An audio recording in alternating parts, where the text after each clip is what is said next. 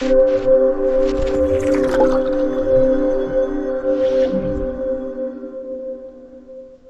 All, welcome to my channel. இன்றைக்கி நம்ம சேனலில் வந்து 6 டிஃப்ரெண்ட் கொழுக்கட்டை ரெசிபி எப்படி பண்ணுறதுன்னு பார்க்கலாம். வாங்க வீடியோக்குள்ளே போகலாம். ஸோ நான் வந்து பச்சரிசி மாவு எடுத்திருக்கேன் 5 கப்ஸ், அப்புறம் 1 கப் பாசிப்பயிர், 1 கப் கடலைப்பருப்பு, எள்ளு, கிரவுண்ட்நட், ஏலக்காய் பவுடர், நாட்டு சர்க்கரை, ஜாகரி அண்ட் 1 முடி தேங்காய் எடுத்திருக்கேன். நான் வந்து இந்த பாசிப்பயிரும் கடலைப்பருப்பையும் வந்து நல்லா வேக வச்சுட்டேன் குக்கரில் போட்டு. நீங்கள் எவ்வளோ கொழுக்கட்டை பண்ணுற பிளான் பண்ணியிருக்கீங்களோ அதுக்கேற்ற மாதிரி குவான்டிட்டிஸ் எடுத்துக்கோங்க. இப்போ நான் வந்து பச்சரிசி மாவு வந்து வார்ம் ஆகிற வரைக்கும் அதை நல்லா ஒரு கடாயில் போட்டு நல்லா வதக்கிக்கோங்க. வார்ம் ஆனால் போதும், ரொம்ப ஹாட் ஆக வேணாம். நல்லா வதக்கி எடுத்துக்கோங்க. ஸோ நான் வந்து ஒரு பவுலில் ட்ரான்ஸ்ஃபர் பண்ணிக்கிறேன்.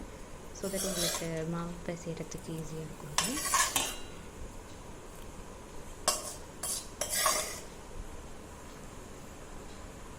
நான் இதில் வந்து ஒரு 4 கப்ஸ் பச்சரிசி மாவு எடுத்திருக்கேன். ஒரு 2 to 3 டேபிள் ஸ்பூன்ஸ் ஆஃப் நல்லெண்ணெய் ஆட் பண்ணிக்கோங்க. ஜிஞ்சர்லி ஆயில் நீங்கள் வேணும்னா நிறைய கூட ஆட் பண்ணிக்கோங்க. இப்போ அதுக்கு தேவையான அளவு உப்பு சேர்த்துக்கோங்க. இப்போ ஒரு ஹாட் வாட்டர் வந்து பாயிலிங் ஸ்டேஜுக்கு எடுத்துகிட்டு வந்துட்டு அதை நீங்கள் ஸ்லோவாக ஆட் பண்ணிக்கிட்டே அதை வந்து கிண்டிக்கிட்டே இருக்கணும். லம்ஸ் எதுவும் ஃபார்ம் ஆகக்கூடாது. அண்ட் நீங்கள் வாட்டர் ஆட் பண்ணும்போது ரொம்ப ரொம்ப கேர்ஃபுல்லாக ஆட் பண்ணுங்கள். நிறைய போயிடுச்சுன்னா வந்து ப்ராப்ளம் தான். ஸோ பார்த்து ஆட் பண்ணிக்கோங்க.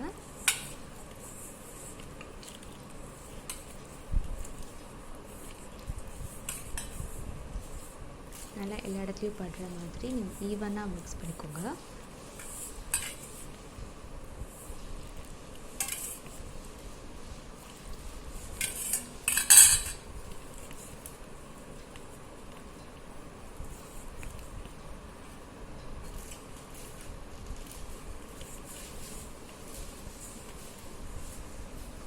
இது நீங்கள் எவ்வளோ தூரம் நல்லா பிசைறீங்களோ அது அளவுக்கு மாவு வந்து உங்களுக்கு சாஃப்டாக இருக்கும். ஸோ நீங்கள் எவ்வளோ தண்ணியும் எண்ணெயும் வர்ற குவான்டிட்டி உங்களுக்கு ஏற்ற மாதிரி பார்த்துக்கோங்க. கை பொறுக்கிற சூடு வந்ததுக்கப்புறம் கையிலையும் நீங்கள் வந்து சப்பாத்தி மாவு மாதிரி பிசைஞ்சு போட்டுக்கோங்க.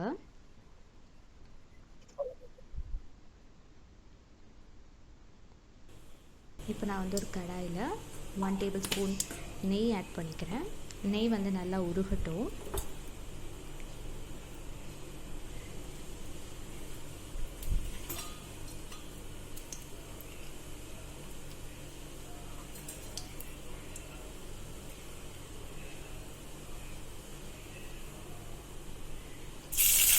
அப்புறம் 1 கப் தேங்காய் ஆட் பண்ணிக்கிறேன். இந்த தேங்காய் வந்து நல்லா நெய்யில் வந்து நீங்கள் சாட்டே பண்ணணும். அண்ட் நீங்கள் அடி பிடிக்காமலும் பார்த்துக்கோங்க. அடுப்பை வந்து ஸ்லோவில் வச்சு பண்ணுங்கள். நீங்கள் சாட்டே பண்ணும்போது அந்த கலர் தேங்காய் கலரும் வந்து மாதிரி உங்களுக்கு நல்ல ஒரு அரோமா கொடுக்கும். அதுதான் வந்து கரெக்ட் தேங்காய்.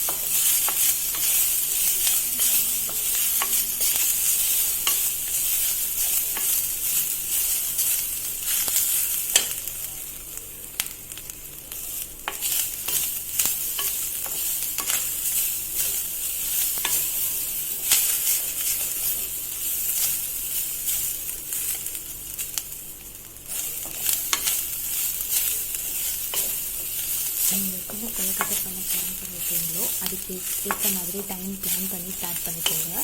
பூஜை போட்டு பண்ண போகிறீங்களோ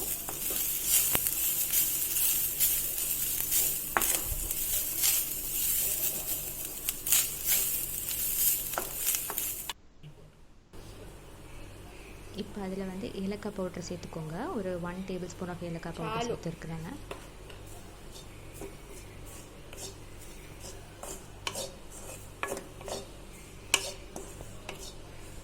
அதையும் நல்லா மிக்ஸ் பண்ணிக்கோங்க.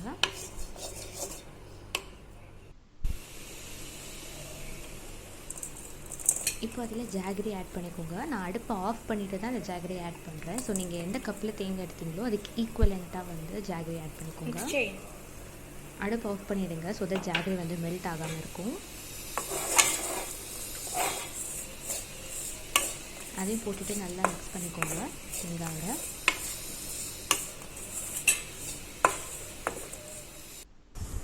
இப்போ நான் அதை எடுத்துகிட்டு வந்துட்டு நல்லா ஸ்மாஷ் பண்ணிக்கிறேன்.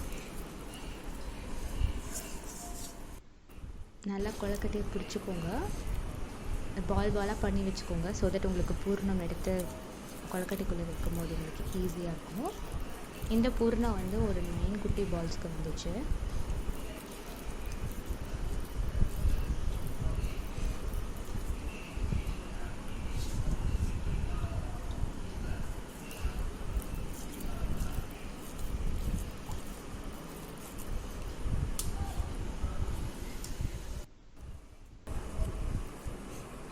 இப்போ வந்து இந்த மாவை தொட்டு பார்த்துக்கோங்க, அதை ஒட்டக்கூடாது. அதுதான் கரெக்ட் கன்சிஸ்டன்சி. இப்போ இந்த மாவை இப்படி ஒரு ஷேப்புக்கு பண்ணிக்கோங்க. நீங்கள் இதில் பூர்ணம் வைக்கிற அளவுக்கு ஈக்குவலண்ட்டாக ஒரு ஷேப்புக்கு எடுத்துகிட்டு வாங்க. ஸோ நடுவில் அந்த பூர்ணம் பால் வச்சுட்டு நீங்கள் இப்படி க்ளோஸ் பண்ணிக்கோங்க. இதை நீங்கள் கையிலேயே ஈஸியாக பண்ணிடலாம். உங்களுக்கு வேணும்னா நீங்கள் இந்த மாதிரி ஷேப்பில் அச்செல்லாம் கூட விற்கிறாங்க. ஸோ நீங்கள் அதை கூட யூஸ் பண்ணிக்கோங்க.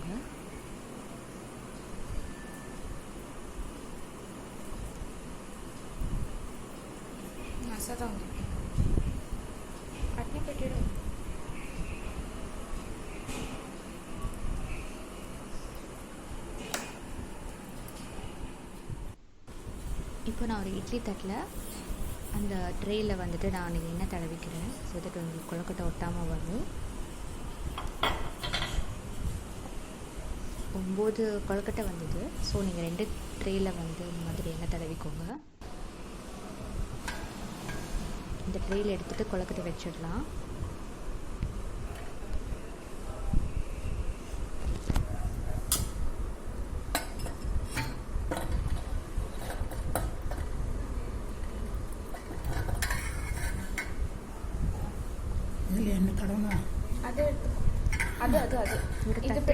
தட்டில் வச்சுக்கோங்க. ஸோ தட் உங்களுக்கு வந்து கொழுக்கட்டை வந்து அமுங்காமல் இல்லை ஜாகரி வந்து மெல்ட் ஆகாமல் இருக்கும்.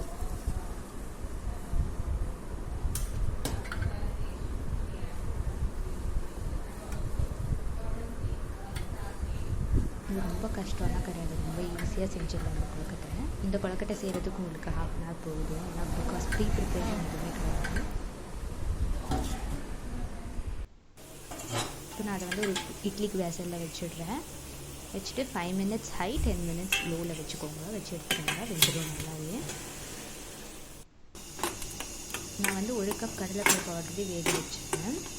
அதில் வந்து அந்த தண்ணி ரொம்ப இருக்கக்கூடாது. ஸோ அதனால இன்னொரு வாட்டி வந்து பேனில் போட்டுட்டு அதை நல்லா கிண்டிகிட்ருக்கு. ஸோ தட் அந்த தண்ணி வந்து நல்லா சுண்டிடும்ட்டு அதோட பாயிலிங் ஸ்டேஜுக்கு வருதில்லை. ஸோ தண்ணி அப்படியே ரெடியூஸ் ஆகிடும். இப்போது நான் வந்து 1 கப் கடலை மாவுக்கு 1 கப் ஈக்குவலண்ட்டாக நாட்டு சக்கரை சேர்த்துக்கிறேன்.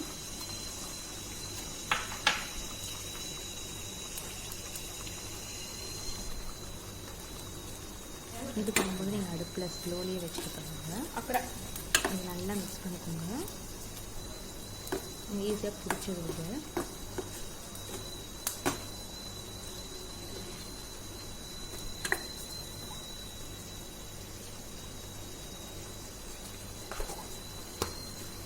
இப்போ அந்த ஏலக்காய் பவுடர் ஆட் பண்ணிக்கோங்க.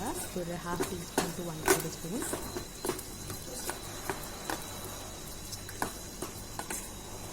ஏலக்காய் பவுடர் ஆட் பண்ணிவிட்டு நல்லா அதை மிக்ஸ் பண்ணிக்கோங்க.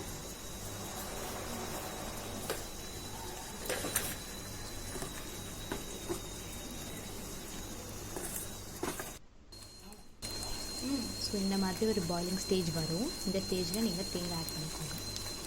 ஆல்ரெடி துருவி வச்ச தேங்காயில் நான் அந்த தேங்காய் கொஞ்சம் எடுத்து வச்சுருந்தேன், ஒரு முடி தேங்காயில். ஸோ அதை வந்து நான் இந்த முக்கோணமாக வந்து ஃபோல்ட் பண்ணி வச்சுருக்கேன். இப்போ அடுத்த கொழுக்கட்டைக்கு வெல்லம் வந்து நீங்கள் உருக்கணும். அது வந்து ஒரு பேனில் போட்டுக்கோங்க. நான் வந்து 1 கப் வெல்லம் ஆட் பண்ணிவிட்டு அதை மெல்ட் பண்ணிட்டுருக்கேன்.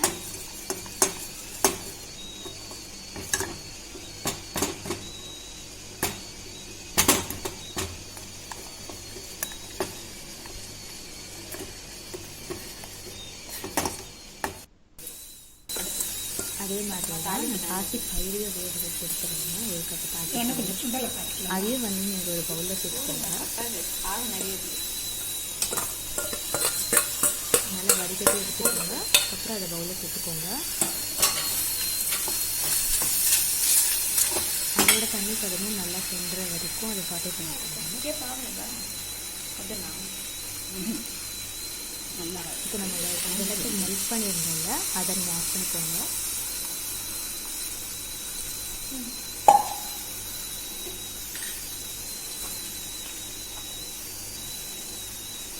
அப்புறம் ஒரு 1/2 டேபிள் ஸ்பூன் ஏலக்காய் பவுடர். சாலு தானே கொழுக்கட்டை ஆட் பண்ணிவிட்டு நல்லா மிக்ஸ் பண்ணிக்கோங்க. இதுவும் உங்களுக்கு அந்த கடலைப்பருப்பு வந்த கன்சிஸ்டன்சிக்கு கரெக்டாக வரணும்.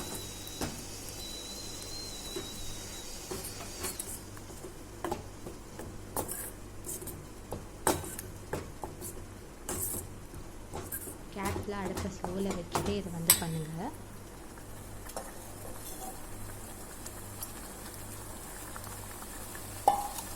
நல்ல ஒரு பாயிலிங் ஸ்டேஜுக்கு வருது. இந்த ஸ்டேஜில் இன்னும் நீங்கள் கிண்டி கொடுத்துட்டே இருங்க, இல்லைன்னா ரொம்ப கட்டி மாதிரி ஆகிடும். நிறுத்தாமல் கிண்டி கொடுத்துக்கோங்க.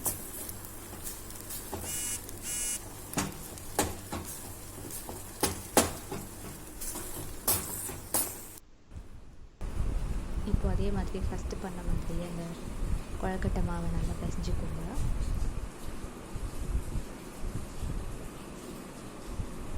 இந்த ஷேப்புக்கு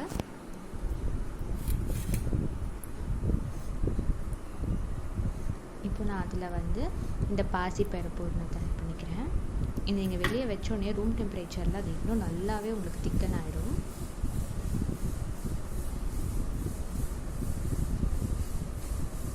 கேப்ஸ் இல்லாமல் வந்து க்ளோஸ் பண்ணிக்கோங்க, இல்லைன்னா அது மெல்ட் ஆகிட்டு உருக ஸ்டார்ட் ஆகிடும்.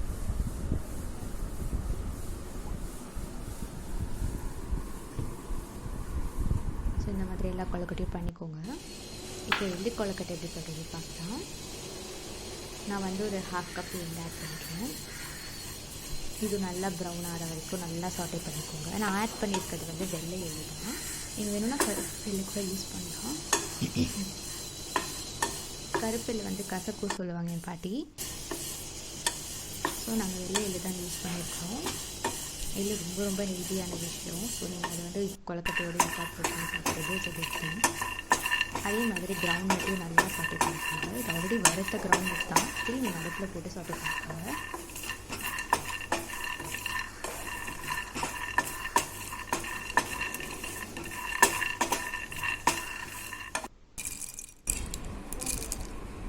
இப்போ நான் அந்த கிரவுண்ட் நட்டில் இருக்க தோலியெல்லாம் எடுத்துகிட்டு மிக்ஸி ஜாரில் ஆட் பண்ணிக்கிறேன். அப்புறம் எள்ளையும் ஆட் பண்ணிக்கோங்க. இதை ரெண்டுத்தையும் நல்லா கொரகொரப்பாக அரைச்சிக்கோங்க. ஃபஸ்ட்டு ரொம்ப மையாக அரையக்கூடாது, இந்த மாதிரி கொரகொரப்பாக அரைச்சிட்டு அப்புறம் அது கூட நாட்டு சக்கரை ஆட் பண்ணிக்கோங்க.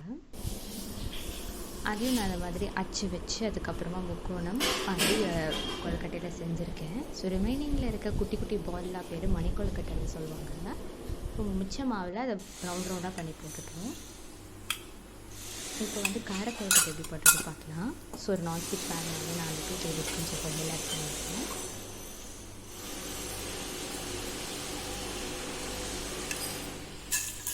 கடுகு உளுந்த பருப்பு ஆட் பண்ணிக்கோங்க.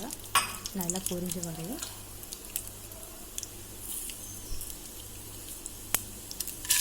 கடலைப்பருப்பு ஆட் பண்ணிக்கோங்க.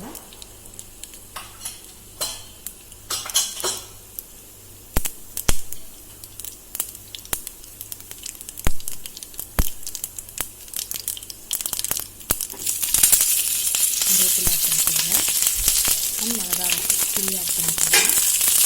நீங்கள் மிளகா கூட சேர்த்துக்கலாம். பிடிச்ச வச்சு இந்த காரத்துக்கு எக்ஸ்ட்ரா சேர்த்துக்கலாம்.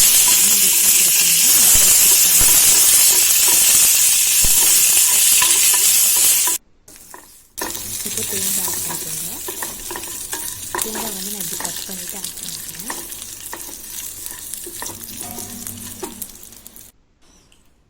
ஸோ அதை மாவில் போட்டு நல்லா மிக்ஸ் பண்ணிக்கோங்க. தாத்தா சும்மா இருங்க தாத்தா.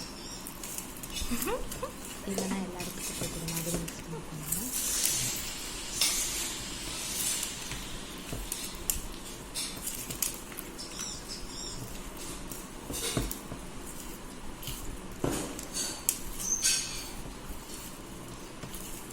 இதுவும் ரொம்ப ரொம்ப ஈஸி, பட் ரொம்ப டேஸ்டியாக இருக்கும். ஈவினிங் ஸ்நாக் மாதிரி இப்போ சாப்பிட்டோம்னா நமக்கு நைட்டு பார்த்துட்டு ரொம்ப ஹெல்த்தியாக சாப்பிட்டு இருக்கும். அந்த பழக்கத்தை வந்து எவ்வளோ வேணுமோ சாப்பிட்டு இருக்கலாம்.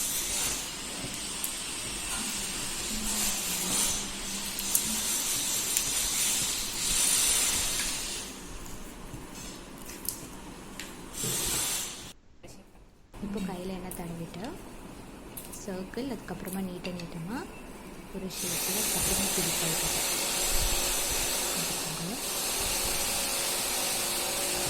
Three different shapes actually.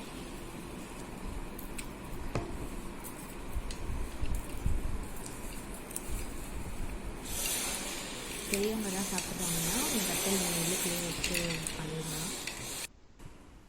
So இந்த மாதிரி எல்லாத்தையும் பண்ணி வச்சுக்கோங்க. அதையும் நான் இட்லி தட்டில் போட்டு வேக வச்சுட்டேன். ஸோ உங்களுக்கு 6 டிஃப்ரெண்ட் கொழுக்கட்டை வந்து ரெடியாக இருந்துச்சு. இந்த 6 விதமாக பண்ணுறீங்கன்னா அது கண்டிப்பாக ஒரு லென்த்தி ப்ராசஸ் தான்.